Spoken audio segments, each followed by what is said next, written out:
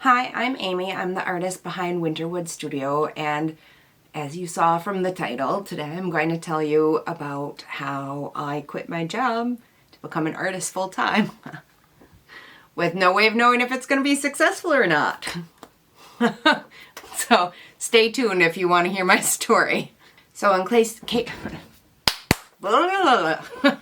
So, in case you didn't know, I was trained as a jeweler, a classical jeweler, and I made my living that way for many years. And then in 2016, I opened a shop on Etsy, and I was able to support myself full-time on Etsy, and I sold there exclusively, which was a bad decision, but I didn't know that yet.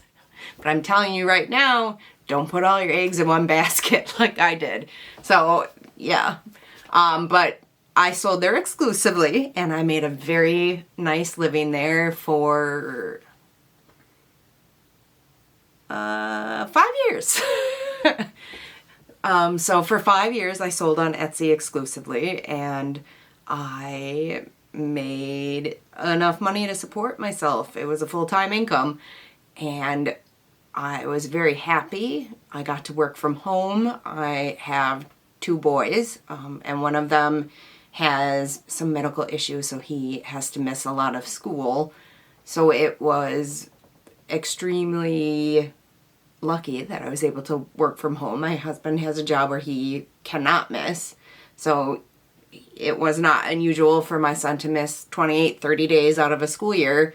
And no boss is going to let you miss that amount of time and just not show up. So it was a good thing I was able to work from home.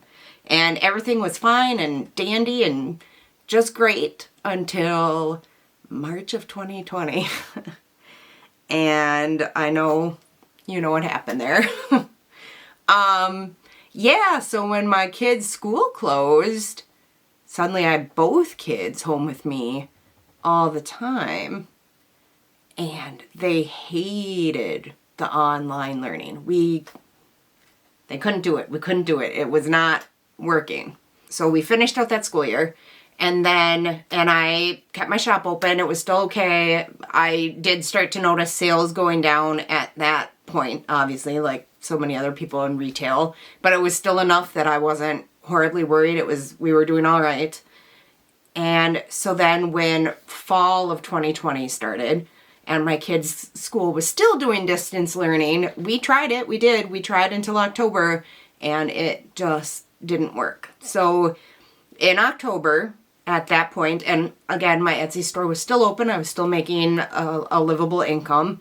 So in late October of 2022, we officially decided to pull the kids from the school, and I was going to homeschool them for the whole rest of the year. Yeah. So it turns out, A, I'm not a teacher, and B, I could not be a teacher and then also do my Etsy shop at the same time.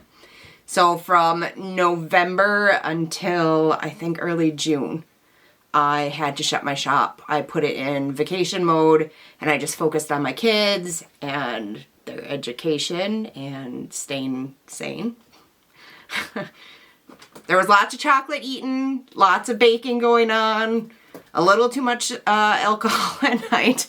It was very stressful. It turns out I am so appreciative for my kids' teachers. I don't know how they do it. It's hard enough with 2 kids. I can't imagine having a whole classroom.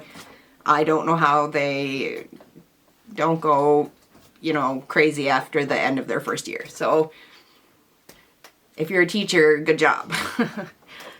So I focused on them. I shut my shop, and in June, which, is not a great time for retail anyway, but in June of, I guess, 2021, I reopened my shop, and it was bad. It was really, really bad. The vacation mode, being in vacation mode for that long, I got dinged really hard in the search. I was pushed way, way back. Stuff that had been bestsellers, selling multiple items a day, all the custom stuff. It was It was like a 50% reduction. It was not a livable wage at that point. And then somewhere in there, Etsy, oh, you know what? Maybe that's another video. If you want me to do a video on Etsy and why I could do like a pros and cons, I don't know. It was great. It was great for a really long time. It's not for me right now. I'm not saying I'll never sell on Etsy again. And in fact, I have, I think a little print shop up there still with like 8 items in it. It's still open. I don't sell much from there, but it's open. It's there. I'm not digging Etsy. It's not for me right now at this point in my life. So if you'd like to hear my Etsy story and how I was very, very successful on there for many years and how I did that, and then also why I chose to leave at the end of 2022, drop a comment below. Maybe I'll make a little story about that and get into like the pros and cons and show you my actual numbers and stuff if you're interested. But that's not for this video. So anyway, I decided at the end of 2022 that Etsy was not for me. So that was part 1 in my decision on why I chose to leave my profession as a jeweler. And then there's a part 2. So the other reason why is I have Crohn's disease. And it is a chronic illness, and it has affected not just my intestines, but my liver and my joints. And on top of that, in the last couple of years, I've had 2 precancerous tumors removed from the area of inflammation. And you know, I'm 42. So when you get to be 42, and you've already had 2 precancerous tumors removed, you have to ask yourself, am I doing what I really want to be doing? And I wasn't. I wasn't happy. I was so not happy. You wouldn't think it, but being a jeweler is a high stress occupation. I'm not talking like, you know, firefighter or doctor or, you know, where people's lives are in your hands. But when you're making custom rings, you have to make it within the time frame you and the customer agree on, and they have to be happy with it. And you know, if you build an entire setting for a certain stone and then the stone cracks when you're setting it, which does happen, and then you have to build the whole setting again for another stone, it's a problem. And again, if you're going through Etsy, the Etsy system does not favor the seller. It favors the buyer, always. And again, I'm not knocking Etsy. It's just really stressful, the system that they have set up there. And, you know, my shop is still, it's in vacation mode. I don't plan to reopen it, but it's there if I want to. And, you know, I played by their rules, and I think I have like 2,200 sales and a 5-star rating on there. I'm not exactly sure what it is at this point. So it's not like I had a bunch of bad reviews and just had to leave. It was stressful. It was very stressful trying to pack orders and have them shipped by a certain time, and none of my stuff was pre-made. So every time someone ordered, I had to make it, pack it, and get it done within the time frame that they suggested. And Etsy pushed shorter and shorter time frames, and it was hard. It was really stressful. And I don't know how much you know about autoimmune illnesses, but stress is really bad for them. And I have not been in remission for longer than a year in my entire life. So, yeah, it was stressful, and stress wasn't helping me at all. And I wasn't happy.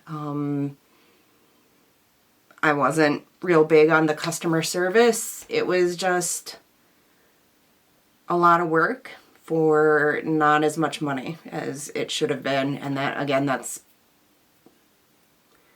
another video about Etsy and their new fees and stuff. So, yeah, so I decided in late 2002, just a few months ago, that I was going to close my shop for good and focus on my art. And I know I'm really lucky. I have a husband that supports us. I mean, we're obviously taking a pay cut and we'll have to live accordingly, but I'm lucky we, you know, my husband is willing to support us while we see if I can make a go of this, and my kids are supportive, my family is supportive, and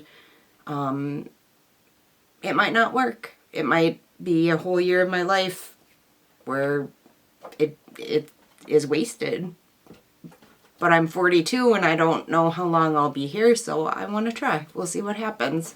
So that's my story about quitting my job and restarting an entirely new career as an artist at 42. And we'll see what happens. You can take the ride with me and see where this goes. Maybe it won't go anywhere.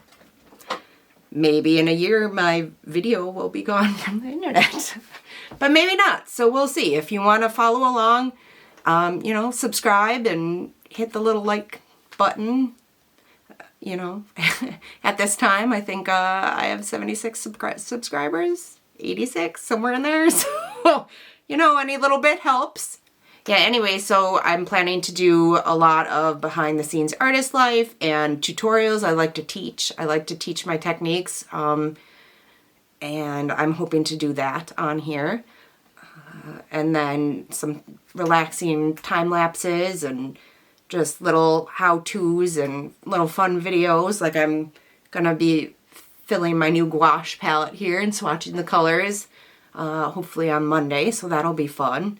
I'm hoping to upload at least once a week. I'm hoping at least one video every Friday, and then maybe some shorter videos throughout. I don't know. I'm on Instagram. I try to do a reel Monday through Friday, and I'm posting those on the shorts here, so those will be there. And you can always follow me on Instagram as well. It's all Winterwood Studio on Instagram, here on YouTube. It's all the same. So come on in, join the ride with me. Let's see where this goes, and if you can change careers at 42 and be successful. All right, I'll talk to you guys later. Bye.